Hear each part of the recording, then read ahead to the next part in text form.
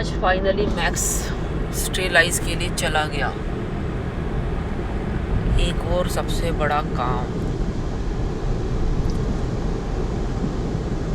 ये कौन सा पुल है?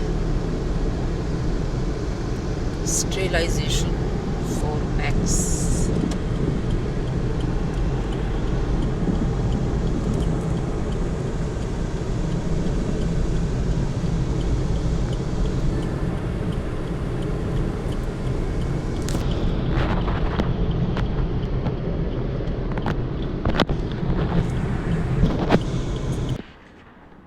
फाइनली दोस्तों मैं आ गई हूँ घर पर। आप देख सकते हैं मैं घर पहुँच गई और मैक्स को स्टेलाइजेशन के लिए भेज दिया है।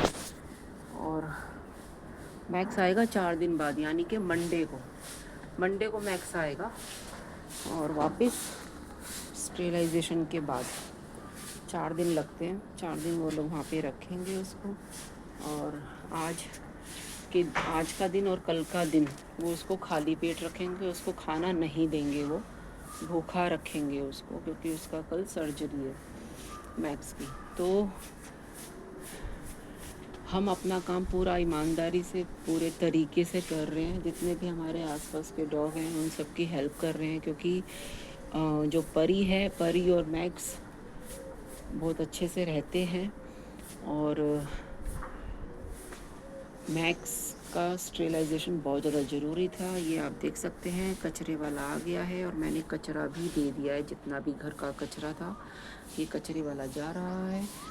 और मैंने आपको दिखाया है मैक्स की मैं फ़ोटो थंबनेल में लगा दूँगी। वहाँ पे ना अलाउ नहीं है फ़ोटो खींचना, वीडियो बनाना। और मैक्स को आप लोग जानते हैं, जो लोग मेरा वीडियो शुरू से देख रहे हैं वो लोग बहुत अच्छी तरह से जानते हैं मैक्स को। और सभी बच्चे हमारे घर के आसपास ही पैदा हुए हैं और कुछ तो बाहर से आ गए हैं, रिलोकेट हो गए हैं। परी है और एक और काले रंग का डॉगी है। बहुत सारे बच्चे, एक और परी के साथ एक और उसकी फ्रेंड है, वो सब स्टेलाइज है। बस एक मैक्स रह गया था, तो मैक्स को भी हमने स्टेलाइज के लिए भेज दिया है। तो आज बहुत अच्छा दिन है। बस ये खुशी खुशी गया है, खुशी खुशी वापस आ जाए हमारा बच्चा।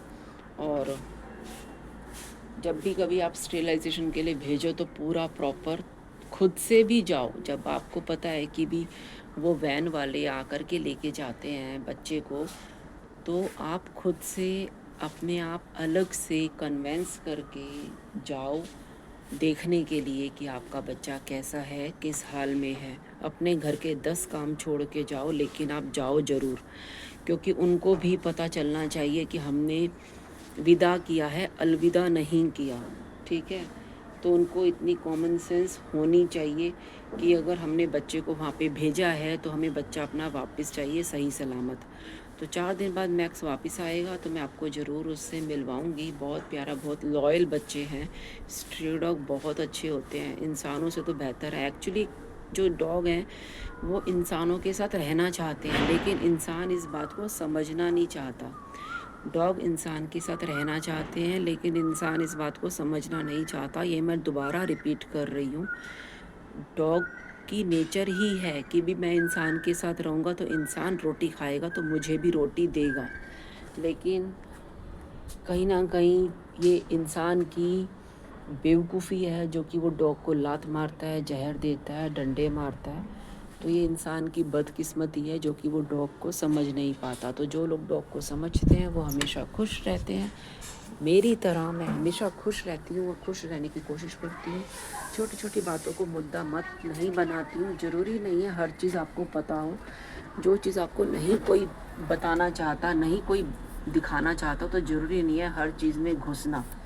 ठीक है, ये चीज़ें होती हैं। तो जितना आप चीज़ों को अवॉइड करोगे, जितना आप चीज़ों को छोड़ोगे, उतना आप खुश रहोगे। तो आप डॉग के साथ हमेशा खुश रहोगे। तो आप चाहो तो आप पेट डॉग की जगह आप स्ट्रे डॉग की हेल्प करो, आपकी ज़िंदगी में बाहर आएगी। तो मिलते हैं नेक्स्ट ब्लॉग वीडियो में।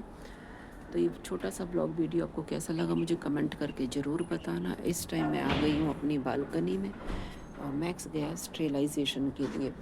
तो दुआ करो, प्रेयर करो कि हमारे जितने भी बच्चे हैं, पूरी दुनिया के, पूरे देश के जितने भी बच्चे हैं वो सब हमेशा खुश रहें। ये देखें, मैं आपको इधर का थोड़ा नज़ारा दिखा देती हूँ क्या चल रहा है। अब इन्होंने यहाँ पर एक आदमी को भी रखना शुरू कर दिया है, जो कि रात को इधर ही रहता है और अपना खाना बनाता है खुद ही, और रात को वो इधर ही रहता है जिससे कि कोई चोरी वगैरह ना हो जाए।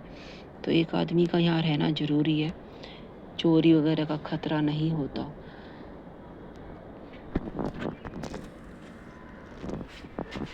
गर्मी बहुत है यार। जो तू ना था करते थे हम बातें तेरी यादों से महकी हुई।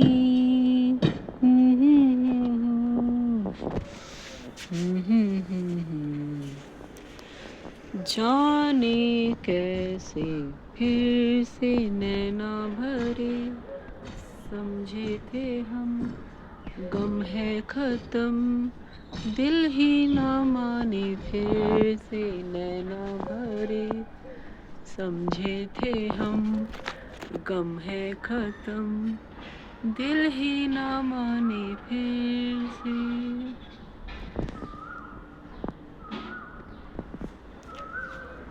तन्हाई में तूने मुझको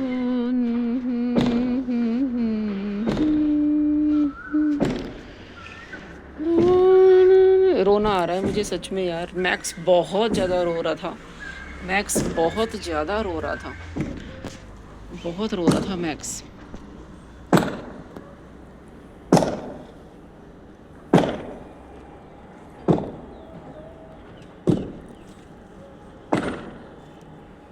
उसको देख के मुझे बिल्कुल भी अच्छा नहीं लग रहा था, लेकिन ये करना भी ज़रूरी था उसके भले के लिए, उसके भविष्य के लिए। कई बार क्या होता है, हम लोग अपने बच्चों को स्कूल भेजते हैं, तो जब बच्चा स्कूल में पहले दिन जाने लगता है तो बच्चा बहुत रोता है कि नहीं जाना नहीं जाना, तो हम लोग उस बच्चे की बातों में आके उसकी छुट्टी करा देते हैं, उसको नहीं लेके जाते। कई बार बस में नहीं भेजते, वैन में नहीं भेजते, हम खुद से लेके जाते हैं, लेकिन फिर भी वहाँ बच्चा रोता है तो माँ बाप उसका रोना देख के उसे वापस ले आते हैं। लेकिन जो लोग इसको इस तरह से बच्चे को वापस ले आते हैं ना, तो वो बच्चा कभी आगे नहीं बढ़ पाता, वो फिर से वही हरकत करता है, अगले दिन फिर वो रोता है, तो उसकी आदत बन जाती है कि भी मैं रोऊंगा तो मुझे ये चीज़ मिल जाएगी। तो ये चीज़ है। इसी तरह से मैक्स भी बहुत रो रहा था, लेकिन हमें अपनी समझदारी से काम लिया और हमने मैक्स को भेजा। वो थोड़ी देर के लिए रोएगा, लेकिन फिर वो सेटल हो जाएगा। जब प्ले स्कूल में बच्चे जब सेटल नहीं होते, थोड़ी देर के लिए रोते हैं, लेकिन धीरे धीरे सेटल हो जाते हैं। तो एकदम से अपना आपा ना खोएं। बच्चों की अच्छी परवरिश के लिए, अच्छी ग्रोथ के लिए आपको ये बलिदान देना ही पड़ेगा, उनके भले के लिए ये करना ही पड़ेगा। मैक्स को मैंने जब उस पिंजरे में देखा, मेरा दिल बहुत रोया। उस पिंजरे में कम से कम 7-8 डॉग और थे, तरह तरह के, भिन्न भिन्न प्रकार के, और सबके गले में उन्होंने अलग से कॉलर पहना रखा था। जैसे आपने देखा होगा, जब बच्चा पैदा होता है तो बहुत सारे बच्चे होते हैं एक ही रूम के अंदर, तो उन बच्चों को जैसे किसी के ट्विन होते हैं तो उसका प्रॉपर नाम लिख के और उसका आगे का जो भी उसका सरनेम होता है, उनका एक ऐसा टैग लगाया जाता है जिससे कि उनकी पहचान हो सके कि ये बच्चा किसका है, कौन से वार्ड का है, किसका है ना। तो ऐसे ही मदर का नाम लिखा जाता है।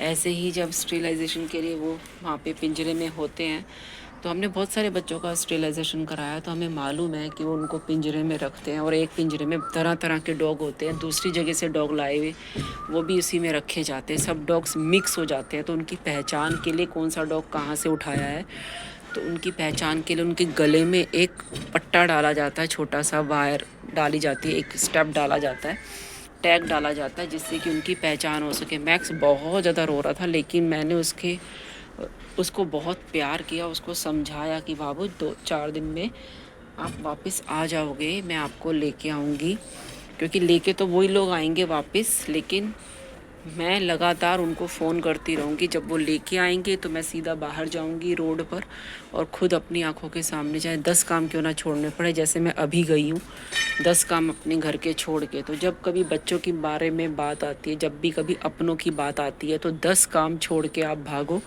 क्योंकि वो टाइम, वो वक्त, वो दिन, वो फिर दोबारा वापस नहीं आता है और इसीलिए होती है प्रॉब्लम।